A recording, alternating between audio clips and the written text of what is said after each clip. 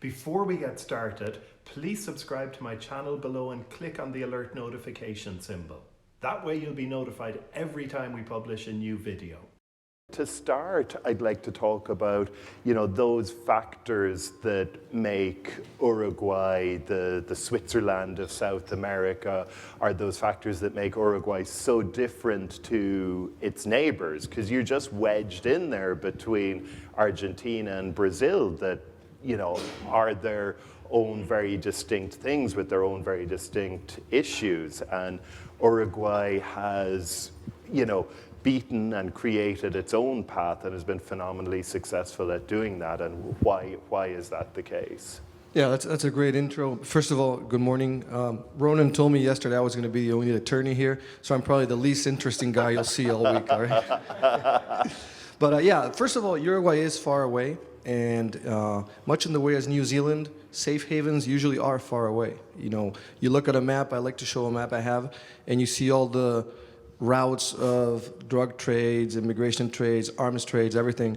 They're all far from a few places in the world, basically Uruguay, New Zealand, and a couple other places.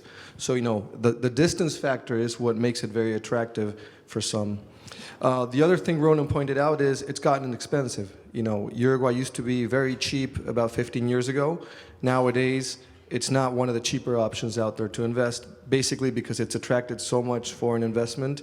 And also because, as Ronan is saying, you're a notch up in infrastructure, safety, development from the average in Latin America. And obviously that comes with a price. Now, that doesn't mean there aren't opportunities out there. Uruguay has, a level of development, lack of poverty that most Latin American countries don't. And you would think, all right, everything's taken there. But there are two things that really attract investors and have been attracting investors for a long time. And they keep doing it, and there's some very, very good opportunities there. Basically, the farmland and the undeveloped coastland. So, there's this city where Ronan and I had lunch called Punta del Este. It's South America's premier beach city and destination. I like to say it's a very democratic place because it's a playground for the rich and wealthy, but it's also a place where guys like Ronan and me can have fun.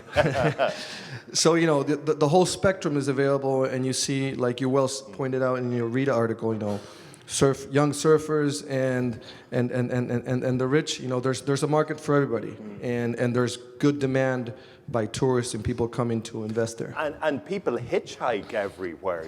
This is this big, revelation. You're driving along the highway, and there are people hitchhiking. You've told me how your 15, 16-year-old son goes into town goes into nightclubs and hitchhikes home, and everyone feels comfortable and safe, and there's a kind of a high degree, culturally also, of personal social responsibility, and again, in stark contrast to neighboring countries. Yes, exactly. It's a very safe environment, like Ronan was saying. Teenagers hitchhike to the beach during the day. They hitchhike downtown or from the clubs or the places they get together with their friends at night. That's when your 15-year-old son doesn't bump into you in the clubs. Exactly. Yeah, that's it. Well, it saves me from waking up at 4 a.m. to go get him. Yeah.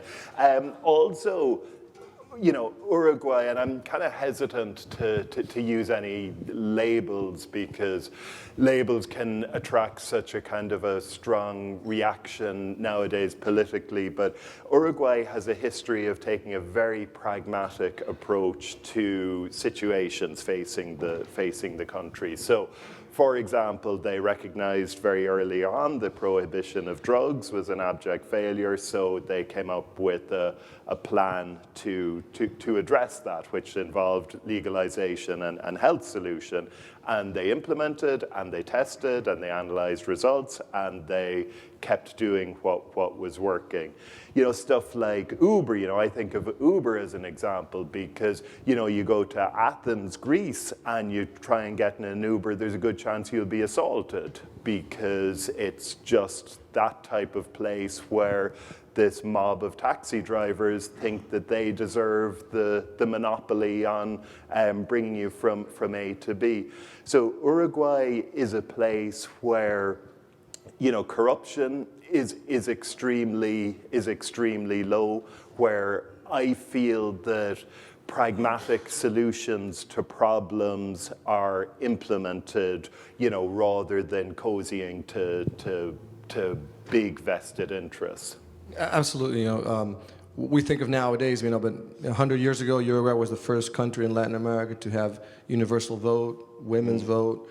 It was the first country 10 years ago to have legalized gay marriage. It was the first country in the world to legalize marijuana. You know, Canada's following up next, and then within the next 10 years, basically 80% of the world will do it. Yeah. So it's a pioneer in a way. Yeah, and pragmatic. And I think this is very interesting if you have a kind of a political ideology that in many of the countries that we look at, you know, let's say Uruguay has a leftist government, but they're very pragmatic. You know, they realize that they need the taxes business brings to fund their social programs. They're not at all anti-business. So back to the pragmatism again.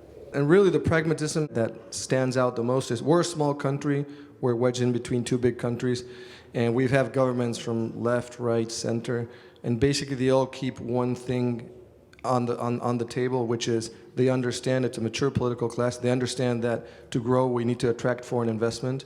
So basically, you know, it's a country with very open rules, like you say, pragmatic about investment. Yeah. So very open rules and very lots of tax breaks for investors. You know, and for that reason, it's been over the last decade, you know, number 1, 2, or 3 in foreign direct investment per capita.